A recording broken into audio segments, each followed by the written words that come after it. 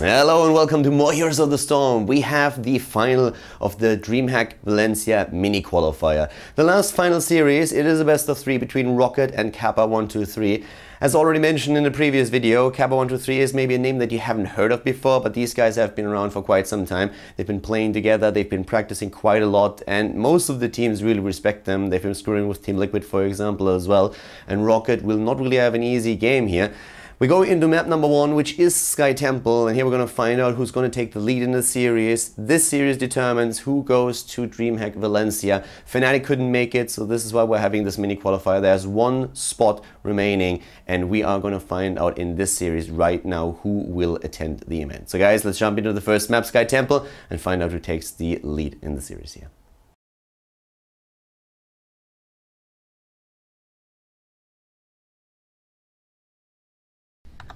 The first game in the finals, ladies and gentlemen. We have the best of 3 series between Kappa and Roccat. Both of these teams were able to win their earlier best of 3 series, the DreamHack Valencia qualifier, therefore, in the last round. Sky Temple, the first map to kick us off with, to the left side, Kappa123 with Alistair on Vala, Sypho on Abatha, Holo on Sylvanas, Escape on Muradin, and Conti on Uther. To the right side of the map, it is Roccat with Chris on Jaina. We have Shadowma on Rega in this game, Sport Billy on Tyrande, Hazops on Falstad once again, and Zokke playing Johanna. Pretty cool game that we're seeing here right now, and I'm super excited for it. Kappa123 is one of the hottest new teams in Europe right now. They've been making some waves, and let's see if they can even go to DreamHack Valencia, or if Roccat is going to be the team that takes it all here. With me is Tetcha, and we're going to bring you the coverage here at the DreamHack Valencia qualifier. Yes, we are indeed, and we're also going to bring you a weather warning. There is a perfect storm brewing on Descape. I really like it. We've been talking about this earlier, that Muradin players are sticking a bit too much on the Thunderclad build, but just in the last few days we've seen a few more perfect storm builds on the side of Muradin, and this game is no exception. I'm loving this absolutely, getting the first 5 extra damage in as Shadowma gets hit by that storm bolt. It really makes also for a very different playstyle with Muradin. We're really just trying to farm that Q at the beginning of the game, so yeah, this is going to be a pretty cool one, and I can't wait to see how the late game is going to look between these two teams with those compositions. Yeah, it is pretty interesting. Like the last time we did, we were talking about this. The reason that you would take the Perfect Storm as opposed to, or you really shouldn't take the other talent, the slowing auto attacks, is because there weren't that many auto attackers. In this case, there is a Falstad who may, able to get healed up by Conti, stays alive. But yeah, there are situations where you don't have that many auto attacks. In this case, we do have a Falstad who could be going for the auto attack build. We've seen it before in the last series. But in this case, in order to allow that to work, you're going to have to jump way into the back line. So in this case, it's so dangerous to go for the slow in the auto attacks. It makes much more sense to go for the Perfect Storm, just start stacking up and get some nice long range damage. Yeah, and talking about the range damage in the back, a good stun against Vala up at the top lane here, but also Conti making sure that Chris is not going to be able to chase her down since he has his own stun available here. It's again that normal split between the temples, one at the top, the other one in the mid lane here. Chris is starting to put some pressure on Escape in the mid lane. Escape is still taking this one, both the teams hitting level 4 at the same time. We're seeing some bot lane pressure by Hazops, who goes into Gathering Power on level 4. Probably still going to see Secret Weapon on 7 for him.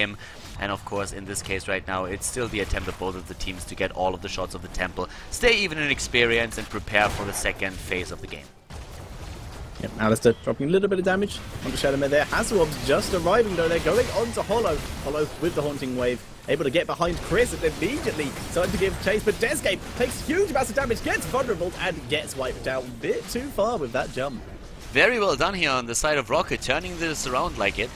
We had Shadowma just barely escaping, and of course it was just so tempting to dive after him and try to take him out, but the rotation from Roccat, it wasn't only the fight itself and how they moved there, but also the quick rotation up from the top lane, making sure that another hero joined the fight and put a bit of an imbalance into that battle. Very well done here. They get the first kill in the game, but experience is still very even here now. When it comes to talents, we do not see Amplified Healing this time on Johanna. The teams are actually switching between Amplified Healing in level 4 and the Laws of Hope. You see both of those taken a lot these days. Super interesting, and also Snowstorm just becoming so much more popular, especially now that Envenom is a pretty bad talent to take on level 4, since its duration has been increased from 5 to 10 seconds, with the damage still being exactly the same. Yeah, not as effective nowadays. Like, it's very good, but like we talked about earlier, there just aren't that many other good options on that level for Sylvanas, so we still see it. Yeah, but for Jaina, that's the point. For Jaina, it's really good with the Snowstorm now. We see that a lot more that our Arcane Intellect instead of in Venom. Yeah, but this is very true. We hit level 7s pretty much simultaneously for both teams, and there is a mule on either side. And we see a return for Remorseless. We've been seeing a lot of the unstable poison from Sylvanas lately, but Remorseless coming in just for that extra damage on the auto attacks. And also we have a double cleanse. This talent is so strong, and people were complaining for a long time that we only had 2 of the healers relying on cleanse on level 7, and Blizzard listened and they put it on the board for Rhaegar and also for Malfurion, so that's something that we see a lot. The last patch changing, of course, a lot of the builds. We've been talking about that in the last few games as well, but right now we can see that coming into play here. A full damage build on the side of Muradin when it comes to the Stormbolt. He's of course going to try and stack up that damage on his cube with a level 1 talent Perfect Storm, and with Sledgehammer on level 4 you can get so much damage out against not only mercenaries but also structures. Yep, currently he has a bonus of 25 extra damage. Meantime, Sokka and Hasuob's just chilling in the top lane, just pushing this up as much as they can, choosing not to fight over this temple. Chris and Shadowmare just defending this from any additional push. Yeah, we have still... Oh, Abathur actually is being chased up at the top lane. Ooh, the Slug is on the run and gets away. Yeah, that was a close one. There could be a 4th dying here, to be honest, but the bot lane, of course, is going to be eliminated as well, since we're having Holo moving in, and with the Black Arrow trade on Sylvanas, you can easily just, like, take that out. Again, the attempted move to go straight in for a kill against Shadowmare or Chris. That mule, a bit of a waste, to be honest with you. Yes, no really. Waste. No way whatsoever this fort would survive. It wasn't even in range to heal the turret there. It actually just cancelled itself and died. It was a sad mule. That was a very sad mule. Just mana mule. Didn't really get to live life to its fullest. Yeah, it was just a mana mule. Them just saying like, hey, we don't even need the mule. We are going to just drop it here. Well, no. They would have... I actually don't think that they ever had a chance to really save this fort. But, well, they tried. Didn't work out. Top lane now secures level 10 with Holo moving in and using his skills here to secure the last few experience points that they needed. And we have the Tamagotchi, the monstrosity for Abathur. We are having the Wailing Arrow. It's a Rain of Vengeance on the side of Bala. Can combo that with a Stormbolt on Muradin, who went into Avatar. And, of course, it is the Divine Shield that we're seeing for Uther. Yep, and an interesting but a talent choice that I quite like on this Abathur. We do see the level 4 talent of the Adrenal Overload, a talent you usually only see on melee assassins, but I really do like it here due to the Valor has searing attacks and the Remorseless coming in from the Sylvanas. Sokka taking quite a bit of damage here, but able to back out and be fine. And there's also the fact that that Adrenal Overload can be used on the Avatar for more stuns, which is always fun, and even on the Monstrosity for incredible bonus damage. Yeah, that Monstrosity can get really, really nasty, especially in the later stages of the game. Right now, this game needs to become... Oh, nice Blessed Shield that we just saw there, but of course also the Divine Shield, the blow against against Jaina, Vala. All these A heroes there, Jaina, Vala, Sylvana. So, we have the kill secured by Hazobs. Goes for the Dota 2-like killsteal here with his last hit. Hitting that Hinterland Blast and rocking them away. Shocking and awing the audience here. And now they're trying to go for Holo, who was trying to sneak in here the bot lane. Hazobs with a little bit of a... Yeah, well, that was a bit of a barrel roll fail that we just saw there. He kind of misclicked, I want to say. He sort of just charged himself directly face first into a wall. That Griffin has a headache. Yeah, he definitely does. That's a drunk Griffin right there. I mean, like, he was like trying, you know, when he stumbles between the 2 siege giants, he's like, oh, and crushes right into that wall. What just happened? The bird just got plucked. That's what just happened. So this game at the bot lane is already Stormbolting those. Just look how much damage that already does. And he doesn't even have this many stacks on his Stormbolt just yet. But yeah, especially in the later stage of the game, you can basically solo a siege giant camp with just 2 Stormbolts. Yeah, but it gets pretty lovely the longer the game does go on. For now, though, we do see Roccat just holding at this mid-temple, just throwing out abilities, trying to zone out the members of Kappa123, who have full control of the bot lane and have Abathur still in the top lane, keeping that at a reasonable level. Yeah, and we have them now hitting level 13, so Kappa123, they might not have gotten a kill yet, but they are still ahead in experience, and they're doing a very solid job when it comes to the objectives in the game. We see them also now, of course, with the Frost Shot on 13. 13 in general is just such a strong talent level with the lineup that they're running here. they are going to be in an amazing position with a triple spell shield. And spell shield got buffed in the last patch, so it's now 3 seconds instead of 2. It's really, really strong right now. And I'm liking this. It's a very good talent also to take against someone that is, or against a team that is using Falstad with not only the hammer, but then also, of course, like the Hinterland Blast, like all these talents that we're seeing, the Jaina with the Blizzard. It's amazing here. Yeah, that is pretty incredible. Soccer going very aggressive here. Does get the slow on Deska, but Escape able to just back up here. And he will just regen himself and back up due to the fact, well, he's Muradin. I find it interesting that we have the increased range on Blizzard taken on the 13 for Jaina. You see that a bit more often these days. So it's pretty cool. You can stay at a safe distance and really use that, and also like try and chase heroes down with that. Here comes that Hinterland Blast, only scratching Conti, not doing too much damage. And Muradin is just bunny hopping away again, making sure that nobody is able to lock him down for another potential kill for Team Rocket. Still that lead, and the Monstrosity is doing work at the bot lane. Here we have the Tamagotchi doing some serious damage to that tower, dropping actually part of the wall already, and in the bush next to it we just saw Abathur moving away once more. Yeah, we do see a stun on Soccer, but once again he is pretty tanky, just going to be able to walk away from that without too much trouble. And calling back to that Hinterland Blast, we did see out of Falstad just completely tanked by Conti. Those spell shields are going to be huge if they can keep them up for the Hinterland Blast and the water elementals and stuff like that. Then that would almost definitely turn the fight in their favour. And someone in the chat, why didn't Abathur go spell shield? Yeah, well, Abathur I still will do really well with the Soma Transference here. We have level 50 nearly hitting. It was actually kind of nice that the Griffin was trying to double check if Abathur was down in the bot lane again in that bush. It's a very popular place for Abathur players to hide. The teams are now aiming not only for the mercenary camps, which we're seeing in the case of Rocket taken, but the top lane is being attacked, and that poor mule. Just nearly done with this work, and then in comes the team trying to take that down again, but there's already the Starfall. They're trying to chase them down with another Blizzard being used. Unstoppable on the side of the Escape. He jumps in. They don't have 16 yet, but they're making this one work. Again, the spell shield's being triggered. Alistar, on the other hand, is on the run from the Water Elemental. Good luck with that, buddy. Alistar just jumping away in the last second. They are all escaping for now, but Vala is so low, and here comes the Blizzard and takes her down. The Raid of Vengeance for the counter, though, land on a lot of members, but it's still not great for Kappa123. They're still in full retreat. Descape trying to buy his team some time, and he gets started to burst down incredibly quickly. The rest of Kappa123 will escape, but that is a 2-for-0 in favour of Team Roccat here, and they are looking towards the boss. Yeah, they're looking towards the boss. I'm just not sure if they can really go for it just yet. They might try. Yeah, they actually do. There's 10 seconds on Vala, and of course by now Conti knows exactly what's happening there. They're trying to burst it down. They should be able to take it, I suppose, with Muradin being down for another 10 seconds. And without the tank, you can't really dominate that spot. But they're trying to just stall out. Oh, and here comes the Monstrosity from the back line, saying hello as well. But yeah, they take the boss. The Monstrosity is dead. Have to try another time with the Tamagotchi there, I suppose. Yeah, there's always the option to take the tunnel at level 20 and just get those incredible burrow ganks, which could be pretty awesome. For now, though, we do see Roccat in a pretty nice position. Both teams are at level 16, but Roccat do have full control of that mid-temple, and there is the boss to deal with in that bottom lane. They're looking really good.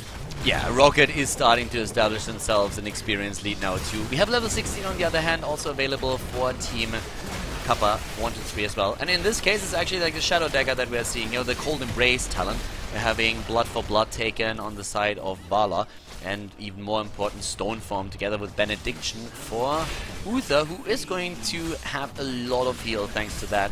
So let's see if maybe with the Cold Embrace they can burn somebody down a bit quicker. They're already trying to go for Tyrande here with another stun. Here comes Starfall being used. Holo is dealing with the Water Elemental that immediately get cast upon him. And so far it looks like Roccat can easily move away here. Yep, really nice cleanse there onto that Tyrande, able to get her out of the stuns from Kappa123. And like you said, both teams able to disengage. Some nice defensive play. Yeah, very, very well done. And that's actually something that we saw in the last series by them as well, where in the final map they went up on 2 Spider Queen against Pushik team.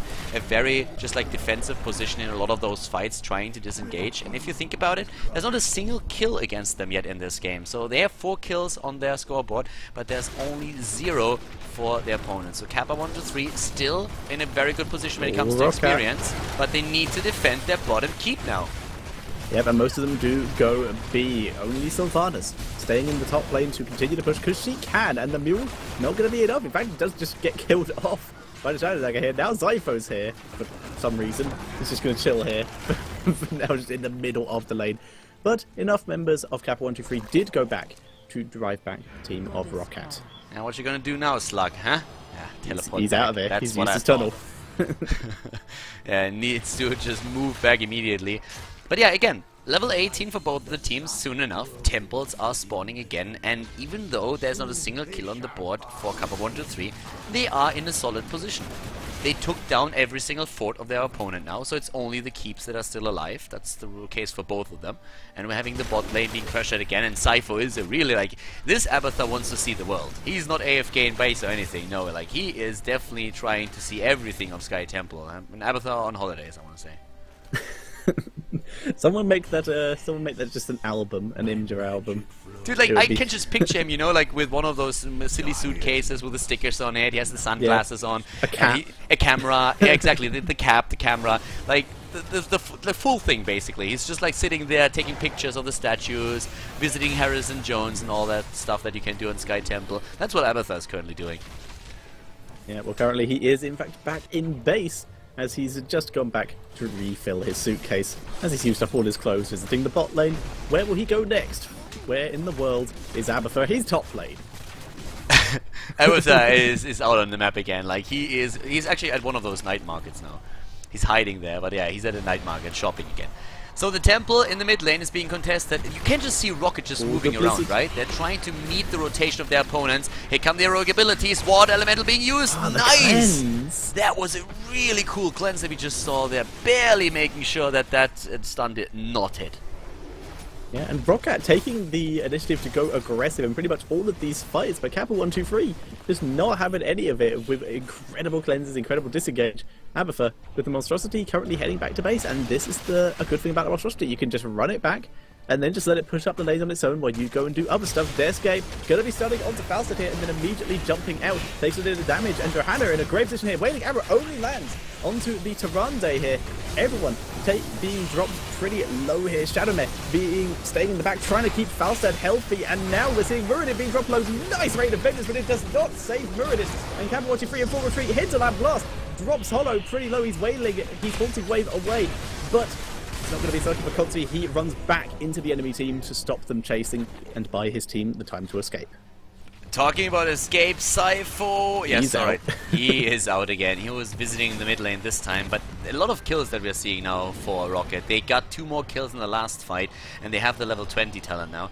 I don't really think that it's going to be a big problem for Kappa123 to get the level 20 either, just because they have still the monstrosity on the map, which is, by the way, right now being saved by Abathar, who moves it back.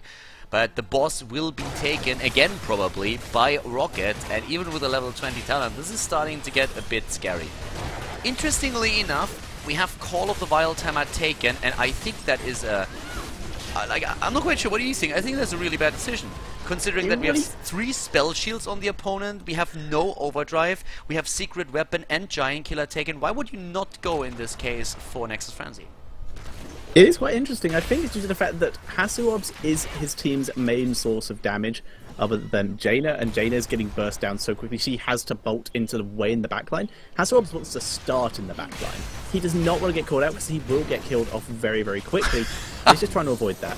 Did you see the blessed shield against Abathar just missing there? If you see an Abathar somewhere on the map, you want to take him out. It's so rewarding to kill the slug, but yeah, I didn't get that in.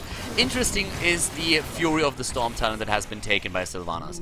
The boss, by the way, went straight through the keep at the bot lane, is now attacking the core. I'm not going to get anything done here, of course. But yeah, we have level 20 talents for both of the teams now, and that Fury of the Storm on Sylvanas is a bit unexpected, I have to admit.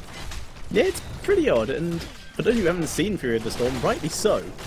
Quick description, every 5 seconds your next basic attack will deal an additional 200 damage and then will splash 500 damage to nearby minions and mercenaries. So great for Sylvanas, who's doing split pushing stuff, and basically acts as a massively buffed focus attack for when she's actually in a fight. So could be interesting, just adding some more damage to, as she already has Remorseless, a kind of auto attack focus build. Yeah.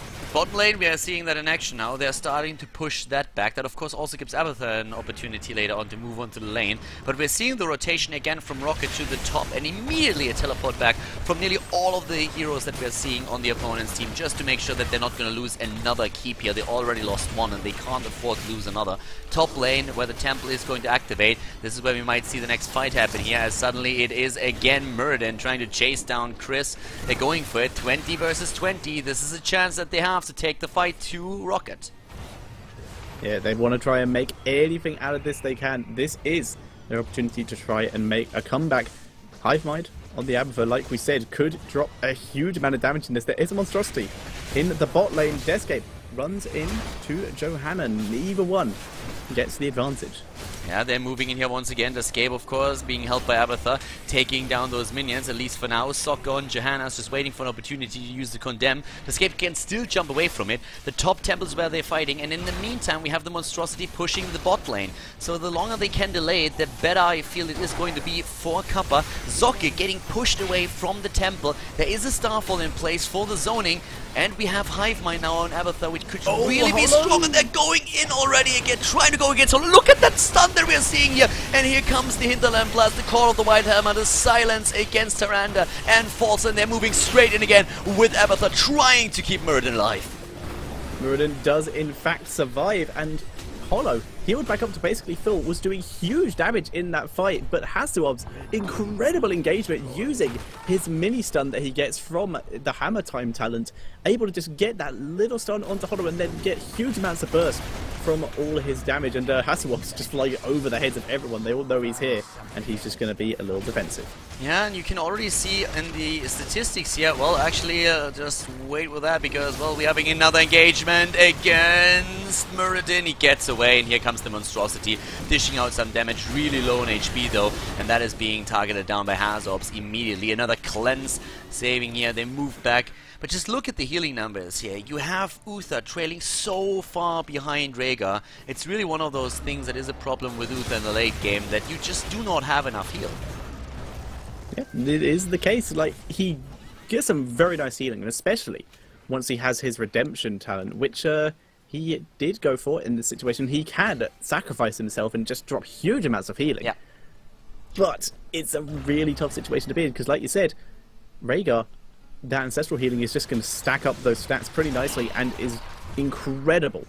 And, of course, he's taken the dedicated healing talents with the healing surge and the tidal waves, so he can just spam that as much as he likes. Exactly, it just gives you so much healing power if you're going for that 60 and also the 13 talent on your chain heal here. And this is what really shows in those fights, that it's easy to out-heal the area damage that is being dished out by a potential, let's say, multi-shot, for example, just anything that they could throw into the battle here. We have 6 kills against 0 still, but when it comes to levels, they are both on 22. It's just the structures that really make all of the difference here. 2 of the keeps already down, and now we have a triple temple phase, and this is where it gets really, really scary for Kappa123.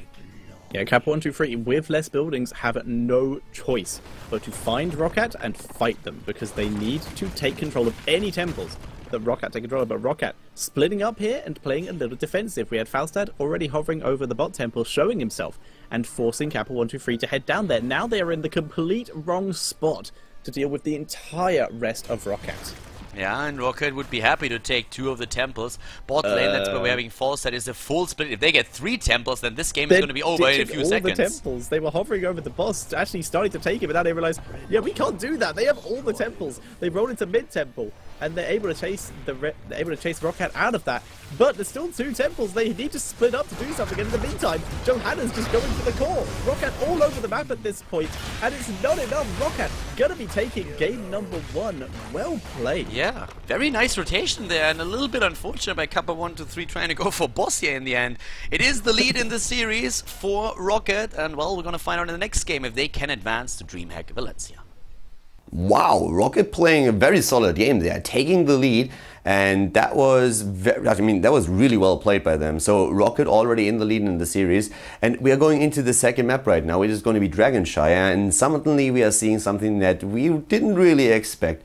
During the picks and bans, there was not really the most pressure on the healers here, but Roccat decided on their last pick to go into LiLi. And of course, there have been a couple of changes in the patch to LiLi as well, especially the whole blind mechanic is now working a bit different. It's more time-based and not like hits we have at the same time. Also that dazed mechanic, which makes it a bit more difficult to really just stun out LiLi from her heroic ability.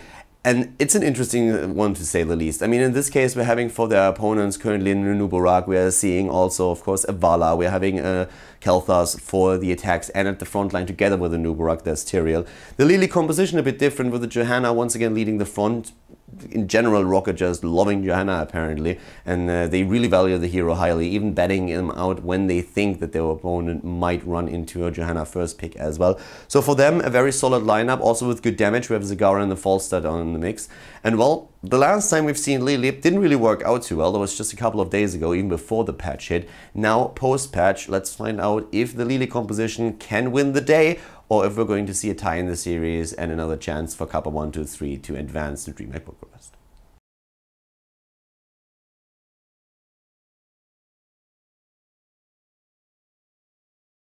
Game on, ladies and gentlemen. Shire is map number 2 in the best of 3 series, and we are seeing, of course, Kappa against Roccat.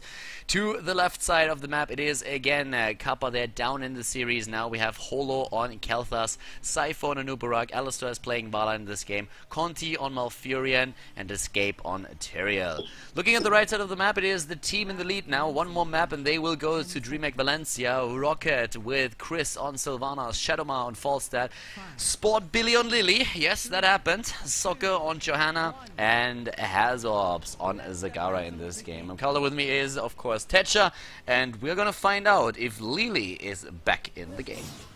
We will indeed find out, and already an interesting talent choice coming in from the Sylvanas, the Lost Soul talent. Very, very true. So in this case, we have the reduction of the Shadow Dagger cooldown, and we could see a bit more of a focus on Shadow Dagger now in general. I'm really curious to see how this is going to progress throughout the game. 4 players in the mid lane right now. Zagara starting to move up to the top, so does Nuburak, who went for a full Beetle build, by the way. Just saying. We have, of course, the Moonfire talent for Conti here on level 1, going for that extra damage against minions and mercenaries. And Sport Billy here is on his LiLi. I kind of find it funny that we have him in the game. We actually saw that, I think, yesterday already once, which was kind of cool, but I did not really expect the LiLi pick, I have to admit. Yeah, no, I did not expect it either. I thought Ufa or Brightwing. If I had to guess, I would have actually gone with Brightwing. And we're just seeing both teams just doing the classic roam 4 from lane to lane and clear the minions as quick as possible. Another thing that we're also seeing is once more on level 1 a Regeneration Master, and that got changed in the patch. We had in one of the games earlier on Tomb of the Spider Queen an absolutely insane Nuburak with more than 100 hit points regenerating per second in a 30-minute long game. So that talent got so much stronger, at least when it comes to the late game stages. Very true indeed. Deathscape going quite aggressively onto Shadowmare there, but Shadowmare just playing a bit further back, just getting the globes, getting healed up from that LiLi. Able to stay quite sustained. Alistar actually taking a couple auto attacks from the LiLi. LiLi actually going very aggressively onto Alistar here. Doing quite a lot of damage to Tornado, deciding that the minion was more important though. Now Furion did die in the mid lane. We did see the team of Kappa123 go a bit too aggressive there. Yeah, Soccer is now currently... Well, they rotated all over, and Escape was getting a bit low there as well. It's actually, in this case, another potential kill that we're seeing at the bot lane. LiLi is going ham. The Butcher approves as well. Sport Bill is already there, and Shadowmar was flying in for a kill, but we already had Alistar and Khaldor moving back. LiLi in the early game is actually very, very annoying. Like, it's very difficult to force back a LiLi in the early stage of the match. Yeah, we do have the Mending Serpent. The Snake is back. Chris taking a lot of damage here, but LiLi is here with him. Shadowmare also taking a living bomb. And LiLi actually having mana problems right now. It is not late game with her Conjurer's Pursuit yet, so she's not able to heal her team as consistently as she would like to be at the moment. Yeah, exactly, and well, we all know what happens when you play LiLi. You want to have that weight that you can put on your Q button. That's really important in those team fights. Or you will lose a finger at some point, I can tell you that much. Having my LiLi play on level, I think she's level 11 right now. Oh, So wow. yeah, your Q key suffers a lot. In this case, though, we're not only having that, we're having an Venom taken level 4 now. We're seeing the Mending Serpent as mentioned before. A lot of pressure on the temples, on the shrines. And it looks like Chris might actually... He gets the Dragonite. Chris gets the first Dragonite 3 minutes in for Team Rocket. They're moving in with this now. We have still on the side for Kappa a full Beetle build for Nubarak and a full multi-shot build currently on Vala, going for Arsenal on level 4. And it is the Amplified Healing for Tyrael. Question. I am yet to actually know this. Does blind affect minions? I guess if you hit a minion, it does, yeah. And I the beetles? do not really know. Does it hit beetles? Like, does it blind them? I have never really thought about that. I'm trying to Neither hit have I, heroes with that exactly. thing. I'm just curious. We're currently seeing Shadowbear and Soccer getting dropped very low, but Lily actually able to keep them reasonably sustained, and Laws of Hope on Soccer, Okay. keeping him pretty nice. I have to ask, why would you try to blind beetles? It's not blind beetles, but it's the fact that Johanna, for example, and the tornadoes may just hit them accidentally. It may just reduce some of the damage, and the fact that Nubrat's gone the full beetle build, which I actually quite like, 'cause it's more targets for Lily's tornadoes. Alright. I suppose, yeah. But it prioritizes heroes anyways, doesn't it? It does, but if there's a beetle nearby, it may just go for that as opposed to a minion in that situation. I'm just curious to whether it actually blinds. The chat will catch up and eventually tell me that I'm an idiot for not knowing that yes it does or no it doesn't blind. I don't think it matters either way. I don't think it matters either way, I was just curious. Yeah, okay, so like, I don't know, but yeah, that is, like, it's an interesting fun fact, I suppose. Yeah. But yeah, we have to definitely check that out later. For now, it's the bot lane that's being pushed pretty heavily. Once again, Sylvana's showing her real strength, and Sylvana's talking about her. Went for a pretty normal build after that level 1 talent. I'm wondering if we saw a misclick here. Maybe. Like I guess it means the extra vulnerables. 2-second cooldown off the vulnerable means you can just spam it, which could be quite nice. Yeah. Lifo having to pull back as he does have a hunter killer on him. I guess Lily going with Shake It Off. level 16 could really be the reason why he went for the level 1 talent. That could definitely be the case, and you just want to get that. I mean, Playing we're going the to find long out game. later on. Right now we're having actually for Lily on level 7, as you already said, Shake It Off taken. So with a reduced duration, the external route against you. So that's actually an interesting one to have here as well. Lily with a bit of a different build, but down here the camp is taken by Rocket. They're moving in once again, level 9 versus level 8 right now. Rocket able to establish themselves a pretty nice leading experience thanks to Dragonite and the push at the bottom lane. Yeah, they're working this out pretty nicely. The Lily yet to ruin their game, but they have yet to have a full team fight. Chris takes a full flame strike there, and Lily able to heal him up pretty nicely. Yeah, Lily doing quite some work here, and we're also seeing now another cleanse taken. By the way, level 4 talent for Malfurion in this case was the Rampant Growth, which is also kind of interesting. Like Malfurion, we've seen all kinds of talents now taken for him today. Yeah, most of the time it has been the extra range on... Well done, Zypho. Most of the time it has been the extra range on his abilities. But Rampant Growth, interesting, and not going to save him from that. He does get burst down by 4 members. Malfurion taken out, they abandoned the shrine at the top lane for that kill, but totally worth it.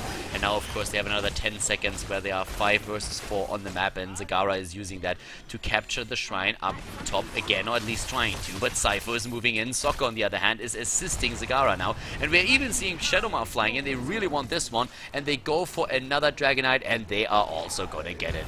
Well done here. Chris takes the Dragonite. They're starting to move in again. The heroic abilities are in play now too, and it is, of course, the Jug of 1,000 Cups for Lily. She goes for the healing heroic, which can basically be cancelled out by every single team member of the opponent's team, depending on the choices for the heroics on Balaf. But still, kind of interesting to see that. Needs to stay very far in the back support, Billy, if he wants to get a full heal out of this ultimate. But the rest of the heroics are absolutely great, of course, with the Blast Shield, Wailing Arrow, Phoenix being used now as well. Web Blast, actually. Rain of Vengeance. And what are we going to see for Tyrael? I guess it has to be Judgment. I quite like Web Blast here, due to the fact that it can catch Lily here, in the fact that you can once again prevent her ult. Now they have just more ways to prevent all that healing. And the bot lane Tyrael waiting a suspicious amount of time. Gets punted away right now, but yeah, the Dragonite was still doing some work in the mid lane, of course, also being pressured, but still that 1 level lead that we are seeing for Team Rocket. They're doing quite well with this. The Dragonite is also gone now, and Tyrael still has not picked his heroic. This is suspicious. This is very suspicious. Could I'm we? hoping. I am very much a fan of the sanctification. No, it's going on. Damn it! Yeah, I'm not quite sure what that's going to be right now. I mean, in this case, there is judgment. All right, so we're gonna have judgment taken, but yeah, would have been quite fun if they had some kind of weird combination with sanctification taken. That would be quite nice. Yeah, like I am a fan of it, but I'm still yet to see it used too often outside of China. There is the judgment onto Falstad straight away. Wailing Arrow catches a couple members. The Web Blast has been used onto, I'm not sure who it is. There's Johanna. The Hinterland Blast, Hollow being dropped so low, he gets killed by the Maw. And in comes Taswell with huge amounts of damage. The Rain of Vengeance there, not really hitting anyone. As poor Billy actually getting his full healing duration off without any interruptions. Able to keep his team alive. Zypho tries to tunnel under the wall and does not manage it again. I think they just got LiLi. They just got LiLi. They just got LiLi. The heal is out there, the 13 talent on the board. They were trying to fight that battle, but they could not. Now Shrink Ray is taken by LiLi as well. We have a double spell shield, one on Sylvanas, the other one on Zagara, who didn't even go for the Hunter Killer talent on level 13. Trying to dodge, of course, all that spell damage that is coming out, especially from Kelthas then later on. And we're having Burning Rage, plus, of course, with the auto attack build, a Giant Killer on Falstad. But yeah, these fights are really not going in Kappa's favor. Yeah, and Roccat in a pretty dominating position right now. They're currently just killing off all of the towers. Nubrak does get the knock up onto LiLi, but she does not seem to mind that much. That Shake It Off talent actually working out very much in her favour. And the way Sportbilly played that was very nice. He waited until as many of the stuns had been used as possible, and then got his road. Just simple as waiting. It was also a really cool silence that we saw from Sylvanas. That was very, very good. The judgment really put Falstad in a very awkward position there. He was a bit out, but with that silence, all of the follow-up spells were suddenly shut down, so Falstad could easily barrel roll away. So that was a great heroic ability that we've seen on the side of Sylvanas. Chris with a very good move there. Very much agreed. Both teams right now just trading shrines. Top shrine just about to go over to Kappa123. Falstad is up here, but there's quite a few members. Does get slowed by Tyrael, but no one else is near enough.